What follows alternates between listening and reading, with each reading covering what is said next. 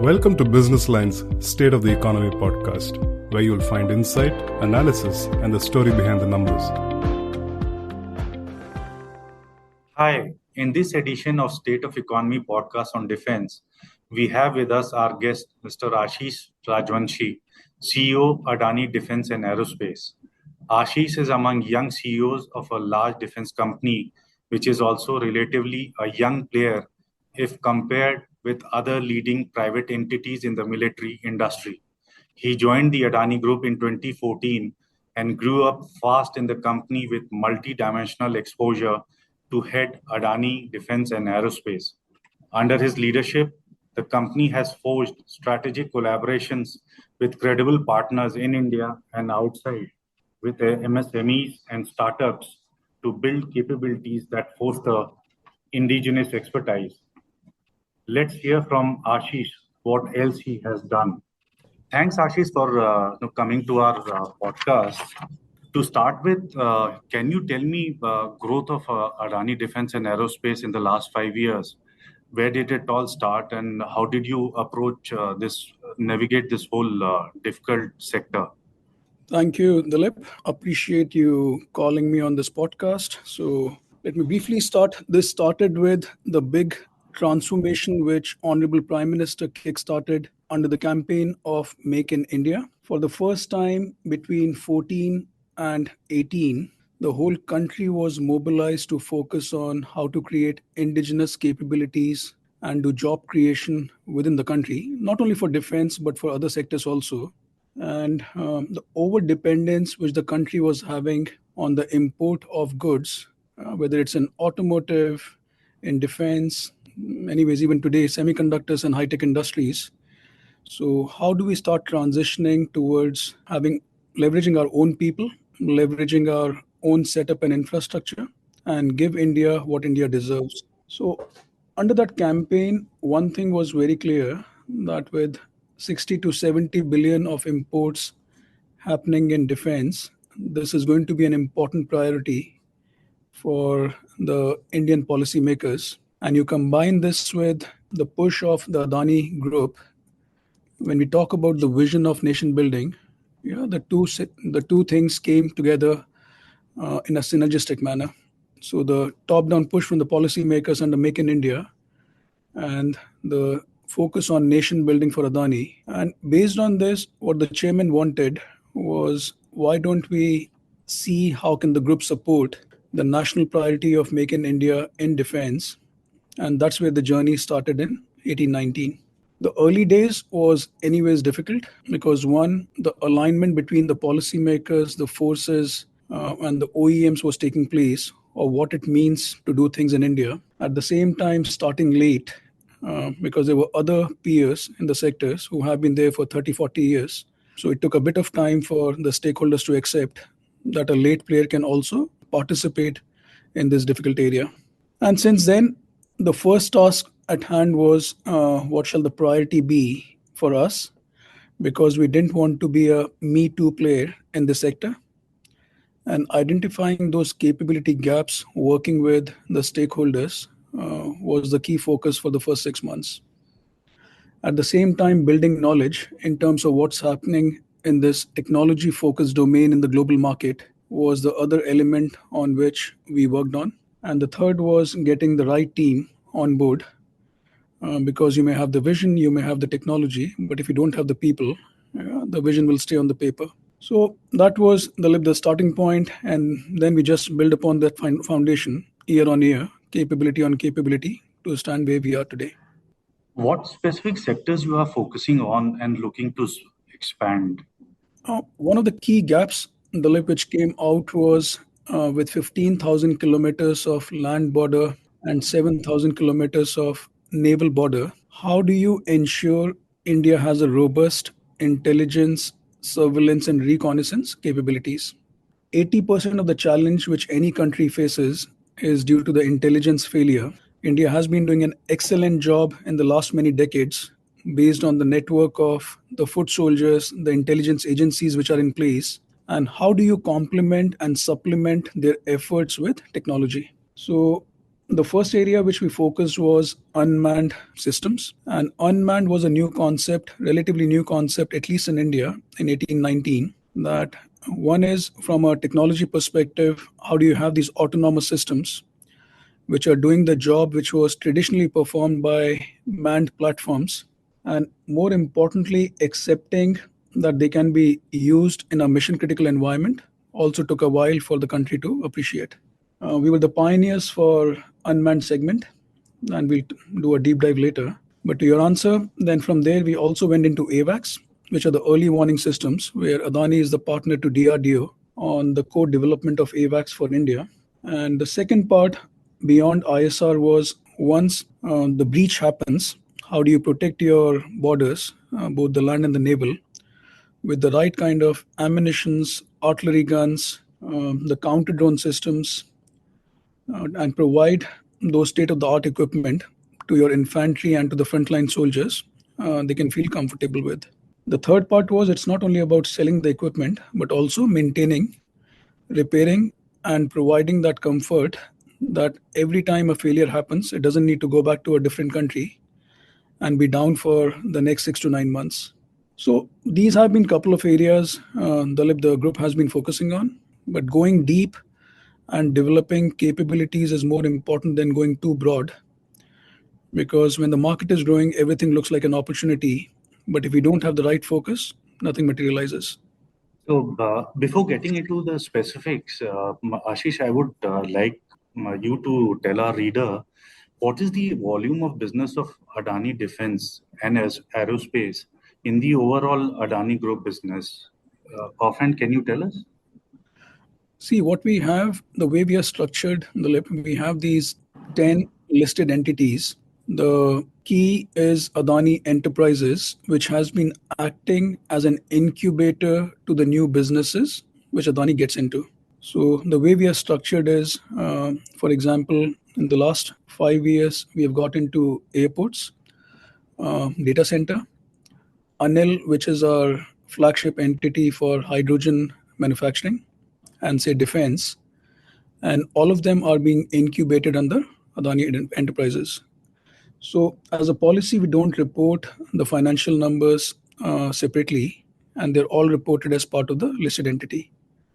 In terms of what fraction we are still a single decimal fraction of the overall Adani Group top line and bottom line, being relatively new. But the commitment is to make it a significant business over the next 5 to 7 years. So that's fair enough. According to latest MOD figures, DPSUs and other PSUs account for 79.2% of the value of production in FY24, which, if you calculate, which stood at more than rupees 1.26 lakh crore. In this, the private sector share was just 20.8%. How do you explain this defense production scenario? And I'll add to it another question. More so when the value of exports by private companies is much more than PSUs. So, two parts of the question. One is if you look at the last 75 years, Dalip, most of the investment which has been done by the government of India has been in the public sector. So, both as a policy, licensing, and allowing the private sector to play at the platform level is something which was not available until 15-16 when the new DPP 2016 came out. So the job which was performed by the private sector until 2016-17 was being a supply chain partner at the tier 2, tier 3 level to one of the public sector entities, or being a supply chain partners to a global OEM. It's only in the last 5 to 6 years people have started to transition towards doing the full platform system equipment or a capability which is at par with public sector or the global OEM. And with the confidence which is now being built up in the customers, you're going to see these numbers changing pretty fast over the next 5 years. That's number one. Number two, everyone knows that the procurement cycle within India is definitely long, which can go for a single contract from anywhere between 3 to 5 years. It makes it very difficult for a private company to sustain a business in that fashion. What does that mean? It's important that they have an export leg. It's important they have a civil leg. And you see the numbers getting reversed on the exports is because most of the private sector companies are ensuring they have a significant presence in the international market. And it could be as a tier two vendor, it could be a direct supplier, but it's a difficult sector in terms of volatility of the contracts. So it's very important to de-risk by having a export strategy along with the India strategy, and hence these numbers are the numbers what they are. But I think I would again come back to my one of the part questions to the main. Mhm. See, the when you look at the export figures, the picture is it different. The private sector, though, they export much more than defense PSUs. So, how do you see the contrast between the two sort of segments? Okay, okay, let's take a step back. What is an international customer looking for? There are three things what an international customer is looking for. One is reliability of supply and quality. Two, cost competitiveness. And three, a long-term partner. The Indian DPSUs have their order book, which are completely full with the Indian orders. So it's very difficult for them to put a capacity aside for the international market and have a team which can work on some of these areas. De facto, when you have Indian Army, Indian Navy, Indian Air Force, and the Special Forces, with 50,000 crores plus of order book with HAL, BEL, and BDL in place, they have to spend 95% of their energy on Indian market. Take example of Tata. They're working with Boeing on the S92 cabin for the last 10 years, which is an export which is happening as a subsystem of the larger helicopter manufacturing happening in the US market. Our example, we have been exporting the so-called subsystems aerostructures of our UAVs to the global market, and they're going to the third-party customer. And so ends with Bharat Forge and L&T also. And also the tier two vendors, for example, Dynamatics, they have been working closely with Airbus. So that's what I'm saying. When you talk about the engineering center, when you talk about the tier one, tier two, you will find a lot more focus and resource allocation of the private sector to exports than the public sector. And that's why I'm saying even in the future, what you're going to find in 2028, 29, that if India is exporting 100 in defense, I'm very confident 60 to 70 will come from the private sector. Fair enough. Let's digress a bit and talk about defense budget.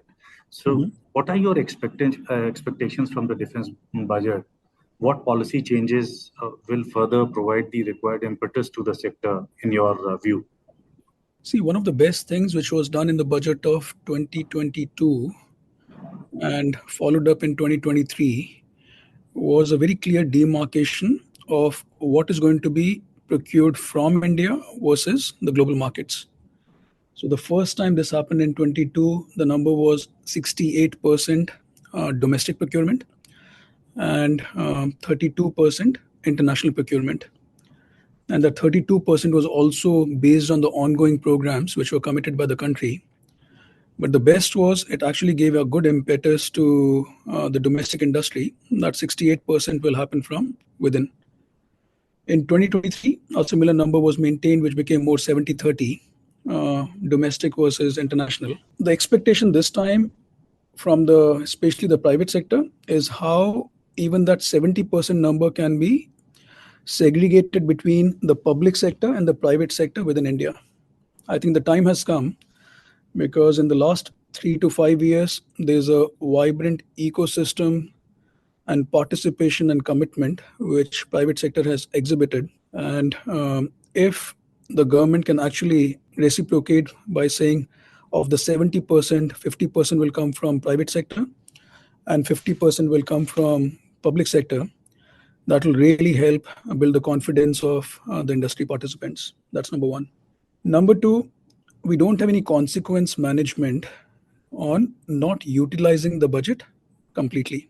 And I'm no one, but just a opinion in the personal capacity that with the needs of the country, with what's happening in the geopolitical landscape, If anything, we can double up our procurement and demand rather than giving back the budget, especially in the defense sector. So and this again links back to the long-winded procurement processes, the trials which we have. So how do we find alternate means of expediting some of these areas that once the budget is appropriately getting utilized, and if anything similar to the European market, to the Southeast Asian market, we are going beyond the 2% allocation of GDP to at least 3%. So what you're suggesting is the another set of reforms in the defense sector. That's right. I think that's same view is held by many others in this domain. So Ashish, just tell us what programs are being proposed with the DRDO by your company, and what is the status of naval anti-ship missile Rudram 1, Rudram 2, UL, PGM? See, one of the best things which was done by the policymakers in 1920 was to map the capabilities of different industry players and ask them to focus on their capabilities and come together. If you look at the investment which the country has done in DRDO, which stands for Defense Research and Development Organization, the technology base within DRDO is outstandingly good. Yeah, when you go and meet the scientists in RCI, in CABS, yeah, the center of excellences they have created in the missile technology, in the aerospace technology, are as good as what you'll find in the global market. What was missing, which the government was rightly able to identify, that DRDO needs to focus on the design, while the development and production should be done by an industrial player. And hence there was an introduction of this policy called DCPP, Development Cum Production Partner, which allowed DRDO to focus on the design and at the right stage get an industry player to co-partner with DRDO and work with them for the co-development and production of the product. So since 2021, Adani has been a participant of 6 to 7 key missile programs with DRDO. All of them have been assigned through a competitive bid process and a formal RFI, RFP, and we have to demonstrate our capabilities. And now we are working on what you mentioned, the Rudram 1, Rudram 2 LRGB for Indian Air Force. We are working on naval anti-ship missile for Indian Navy. We are working on VSHORAD, short-range air defense for the tri-services. And we are working on unmanned guided precision missile for the tri-services. What is the stage? And the programs are in different stages. ULPGM was one of the fastest program from co-development to delivery, where we have an active contract with Indian Army to deliver roughly 250 missiles this year, along with 50 to 70 UAVs along with it. So this program has already moved into serial production. The customer is in place. The team is delivering. The first lot PDI has taken place. So moving at a very, very good pace. The second program, which is LRGB, Long Range Guided Bomb, has also undergone successful trials. We have already started the production in our plant in Hyderabad. And now the latest conversation with the Indian Air Force, they are moving the case for procurement of LRGB, which can be integrated on our existing fleet of fighter crafts. NASAM, which is Naval Anti-Ship Missile, we had a very successful trials during Diwali 2023. This is the first time India has been able to exhibit a sea skimming missile, which can be launched from a Sea King helicopter. And in the future, not only Sea King, but the full fleet of helicopters which the country has can integrate NASAM, both for a short range and a long range mission. Rudram 1, Rudram 2 are the anti-radiation missiles. In the first week of May, we had successful trials of Rudram 2. And first week of April for Rudram 1. Both of them are going to go for the drop trials and other trials in the next 6 months. And anytime middle of 2025, we should get into serial production. So if you ask about the missile capability in DRDO, it's one of the best in the whole world. And what we have achieved within the country between the two sides is all the way from short range all the way to long range. Our capability was unmatchable. Can you tell us about Drishti 10 Starliner UAVs as well? I think we were there for the program when one of the bird was handed over to the Navy. But what about Army orders and anything more in the pipeline? Absolutely. So, see, this goes back to our vision of 2020 that India needs a strong push and an ecosystem on unmanned systems. And when we kickstarted, DRDO has been working on a couple of areas over the last decades, but otherwise, it was literally a green slate at that point in time. What we have developed within Adani is a comprehensive, not only an Adani ecosystem, but there are more than 30 plus suppliers who are working with us on the overall UAV ecosystem. The bird we are talking about, Drishti 10, obviously the original technology comes from a partner, but the focus was under Buy Indian. How do you ensure more than 60% indigenization gets done within the country? If you get a chance and you can visit Hyderabad, what you're going to see is everything around the aerostructures.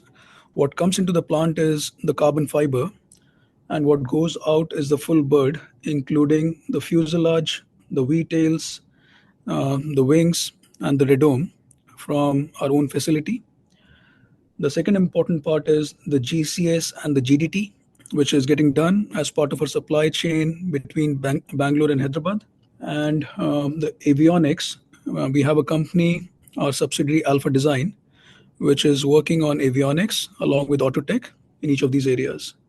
So the key was over the last 4 years, what we have done, Dalip, is to set up this ecosystem.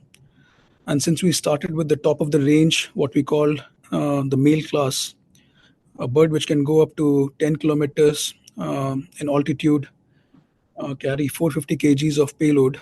So relatively the tactical birds and the micro birds becomes much more easier. As part of the emergency procurement, we have been delivering the orders to Navy and Army. So the Navy bird was already delivered first week of January. It has been inducted in Porbandar. The first bird of Army is already out to Batinda and will be inducted in Batinda. So what's in the pipeline? In the pipeline, if you look at the Indian fleet, there's a large program of 97 male class UAVs, which the Tri Services is working on. And this is in the making for the last couple of years in terms of finalizing the requirement, working with the industry players to ensure we have appropriate Make in India being done on this. So the program is progressing well and should be seeing the RFI and RFP in the next 6 to 9 months. So we, along with many other players, are looking forward to participate and contribute to the India growth story. I see there are efforts no, from your company to increase footprint outside India. And it was visible in the recent tie-up with the UAE-based EDGE group. Can you explain the roadmap for that? So two parts in terms of the international approach. One is what we discussed earlier, the export orientation, and second is the global partnerships. When we talk about our Vision 2030, with full humility, Dilip, the intention is not to be just playing on the fence and being another tier one, tier two player in the global market. The intention is how can India have its own OEM, which is focusing on some of these critical technologies and find its due place in the global landscape. In this journey, if we have to join hands with the like-minded people, the way we have done with the largest defense company of UAE, which is Edge Group, and take our joint offerings to the global market, yeah, absolutely we'll do it. The intention of this partnership with Edge is that they have a set of capabilities, we have a set of capabilities. How can we further build upon them and go to our international customers? Number one. How can we continue to leverage the competitive advantage which India offers in terms of manufacturing cost? So if you have to set up a joint facility within the country, yeah, so rather than setting it up in one or the other, yeah, we'll find where the business case stacks up the best. And third is making some joint inorganic, so-called acquisitions. So that's a way to scale up. And if you look at the past at some of the Western companies, yeah, finding some of these golden nuggets in terms of key capabilities and bringing them into the fold is going to play an important role. So this is a element around tie-ups and partnerships. We are working with Thales. We are working with some of our other partners in Middle East and Eastern Europe. The other element of our international leg is exports. So we have a focus team now which is working in Africa, Southeast Asia, to see how we can further strengthen the bilateral relationship between India and some of these countries, defense being an important part. So, and over the next 5 to 7 years, the targets which the country has set in terms of the exports, how does Adani play a humble role to contribute into that? Fair enough. With the recent commissioning of the Adani Defence and Aerospace ammunition facility in Kanpur, what is the plan, both sales deals and of expansion? So, see, again, one of the key learnings from the geopolitical volatility is to sustain a long term conflict. The country needs to have its own supply, a long term supply of ammunition. India, the public sector, has been doing well in addressing the needs for the country, but the intention was how do we complement and supplement those efforts and provide something which is NATO standard, which is export ready, and in terms of quality, which is top of the class. So, what we have in Kanpur is a fully automated facility where our people have been trained in world class processes. We'll be using artificial intelligence for inspection to ensure that there's no manual failure or the people related failure which can take place. And we are having a positioning both to serve the Indian market and the export market as and when required. So, in terms of the capacity expansion, we are continuously working. As we discussed, the small caliber is already operational. The next 9 months, the large caliber 155 will be operational. The team is actively in the design phase for the medium caliber. So, what you're going to have is a comprehensive ammunition facility in the heart of the country very, very soon. And in terms of the orders, I think on the ammunition, there are ample requirements in the global markets, but we are all abiding by the policies of Ministry of Defense, who we can work with, who we cannot work with, and working under the guidance of MOD as well as NSA office. And Ashish, finally, last question before we wind up because of the constraint of time. I would have liked to talk much more. What is the outlook on the sector over the next 10 years? Which new areas and technologies will evolve, given the global insecurities and conflict which we are seeing? So, see, there's a commercial part of the question and there's a socio-economic part. A country which is $4 trillion and will become a $10 trillion economy in the next 8 to 10 years have to be self-sufficient on defense and security. Yeah, so we have to ensure both in terms of protecting our people, our borders, and in the time of conflict, because anything which happens on the borders has a financial, socio-economic impact. So this is not a sector which is decoupled like many other sectors, and it is highly intertwined with how a country grows and how a country is perceived. On the commercial side, the opportunity is huge. As we discussed, we are talking about $25 to $30 billion of new procurement every year. So the country is throwing up $300 to $400 billion of opportunity in the next 7 to 8 years of new procurement. And if all this has to happen from within the country, where the ecosystem is still evolving, this is a huge opportunity for the system integrators, for the tier one vendors, for the tier two, the startups, MSMEs to all come together and work in the single direction. So my request has been always to the industry players, this is not about a crab mentality of pulling each other down, but coming together and forming a pie which can be having a good share for everyone. So at this point, this is about building India and building India bottom up with the right capabilities rather than trying to show each other down and letting someone else take the advantage of the situation. And see, in terms of the new technologies, I'm a very strong believer miniaturization, automation, autonomous development will start taking over the 60s and the 70s era of large tanks, large fighter craft, large submarines. So the big focus which India can actually have with its own set of engineers and technicians is on artificial intelligence, machine learning, data analytics, and very importantly on cyber, because the cyber warfare will become a lot more pervasive than the physical face-to-face warfare. So the more we can develop our institutes, the so-called the postgraduate institutes, the industry towards this direction, we can actually take a leapfrog rather than just following the West. Yeah. We appreciate Ashish you took time to join us on our podcast to give an insight into your company's business and on defense budget, which will be presented in Parliament on Tuesday. And best wishes for your future ventures. Thanks, Ashish. Thank you, Dalip. Thank you for having me and looking forward. Appreciate it.